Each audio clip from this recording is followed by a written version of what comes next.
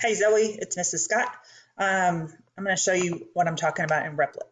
So if we're here in Replit, let's say we click on testing.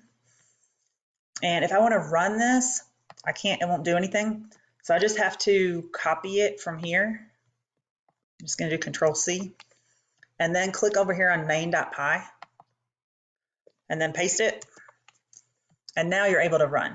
So the only place you can really run anything, see, and it shows you over here what the output would be. The only place you can run anything is if you're in main.py. So like here, I'll do my hello world one too. So if I want to run hello world, I have to copy it from here and then click on main.py, get rid of what's in there, and then I'm allowed to run it. So hopefully that helps. Let me know if not, and we'll get it figured out.